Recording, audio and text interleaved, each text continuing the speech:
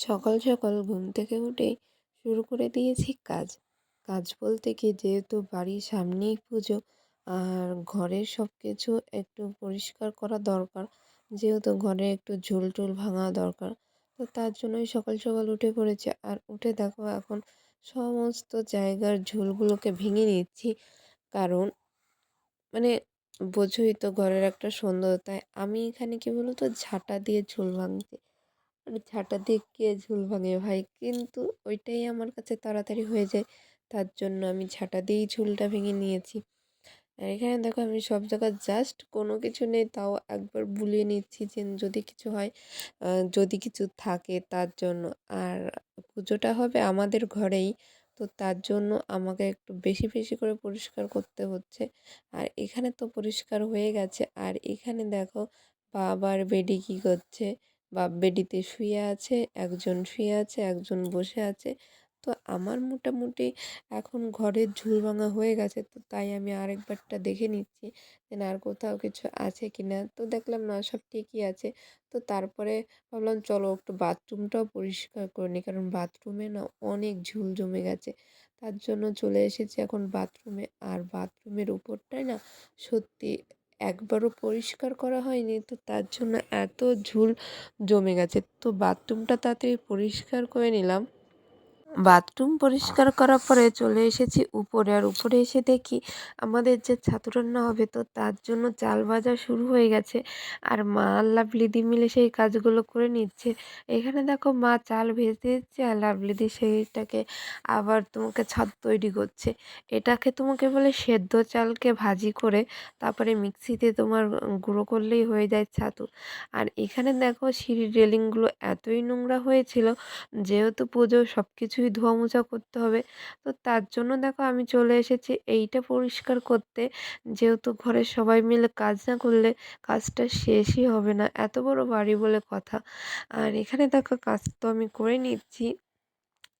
তার মধ্যে দেখো, এই দেখো সুন্দর করে পরিষ্কার করে। আর দেখো কত সুন্দর চকচক চকচক করছে। মানে ভীষণ ভালো লাগে। কি বলো তো, অনেক নোংরা পড়ে যাওয়ার পরে যখন তুমি পরিষ্কার করবে, তো তো সেটার অন্যরকমই একটা সৌন্দর্য চলে আসে। এর মধ্যে গিপ্পি চলে আসলো, বৌদি তোমার ফোন এসেছে।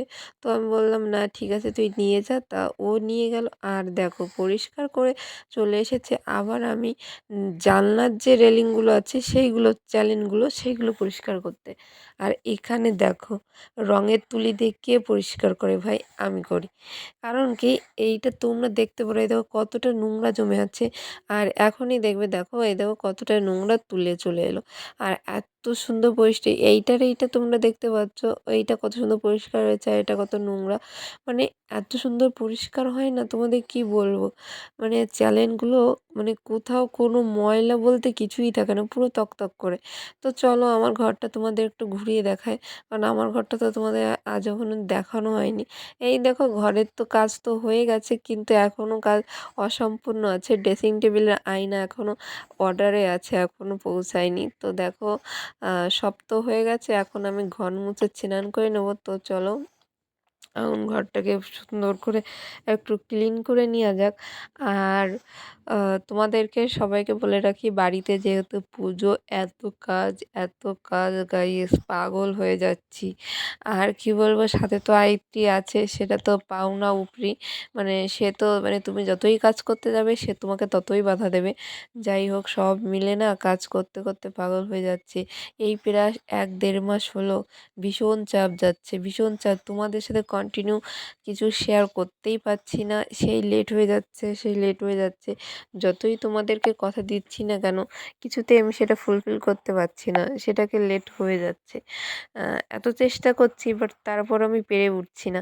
যাই হোক না কেন, আমি চেষ্টা করব সামনের দিনে যাতে রেগুলার ভিডিও আপলোড করার। দেখা যাক কি হয়। আর এখানে দেখো ঘরটা বেশ মুছে নেবো, কারণ এরপরেও আমার আরও অনেক কাজ আছে। স্নান করবো, আইত্তিকে স্নান করাবো। তো আজকের ভিডিওটা বাড়াবো না, এই পর্যন্তই রাখছি। তোমাদের ভালো লাগলে একটা লাইক, কমেন্ট, শেয়ার আর সাবস্ক্রাইব করতে ভুলবে না। তো তোমরা ভিডিওটা দেখো আর তাড়াতাড়ি করে একটু শেয়ার করে দাও, আরও মানুষকে দেখতে সুযোগ করে দাও। আজকের মতো ভিডিওটা এই পর্যন্তই।